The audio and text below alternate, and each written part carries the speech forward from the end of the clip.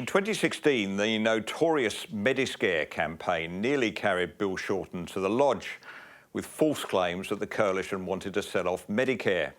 It was a potent message, hitting a nerve with middle-income and older Australians who cherish the security of our public health system.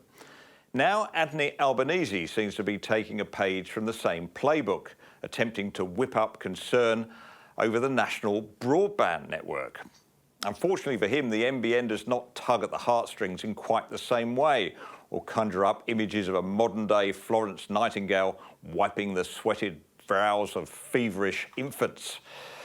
Unlike Medicare, which is a rare example of a government doing something reasonably right, the NBN brings to mind frustrations, headaches and anger. It reminds people of the time they've wasted watching a buffering screen, waiting for pages to load, or sitting on the phone to a call centre in the Philippines. It recalls endless delays for service vans that always seem to take forever to arrive and never do. The NBN should serve as a cautionary tale for governments that venture too far beyond their expertise. Despite the critical need for fast internet, the NBN's rollout has been plagued by delays, service complaints and massive costs.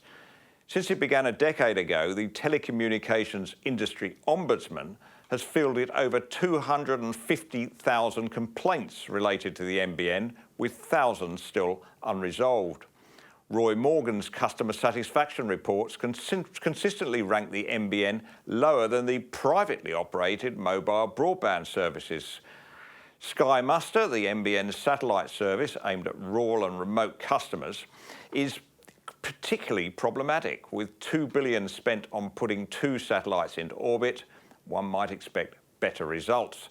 But due to their position, 36,000 kilometres above the Earth, latency is a significant issue. While Sky Muster's download speeds are capped at 25 megabits for a standard plan or 50 megabits for a Sky Muster plan, that's slow compared to ground-based services.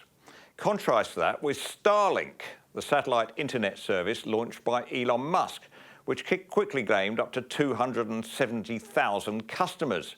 It uses a network of low-orbit satellites positioned much closer to Earth at 500 to 1,200 kilometres, making the latency times much shorter. 20 to 40 milliseconds compared to the NBN's 600 milliseconds. It's also a self-installation service, so customers can put it up straight away without waiting for a technician. The situation is stark. While the NBN satellite service had 120,000 customers 3 years ago, that number has dwindled to fewer than 85,000. Rural customers are clearly voting with their feet, abandoning the NBN for Starlink.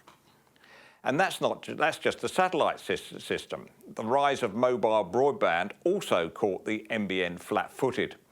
In the late 2000s, the then Communications Minister, Stephen Conroy, argued that mobile networks would never replace fixed broadband for home and business use, citing concerns about speed limitations, network congestion and higher costs.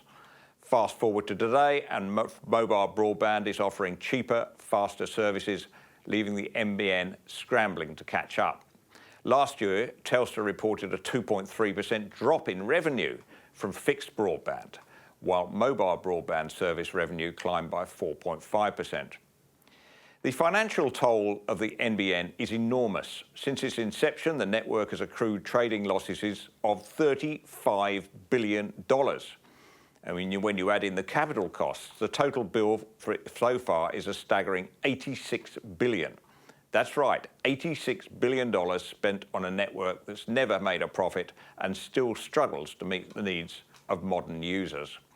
As Milton Friedman once said, many people want the government to protect the consumer. A much more urgent problem is to protect the consumer from the government.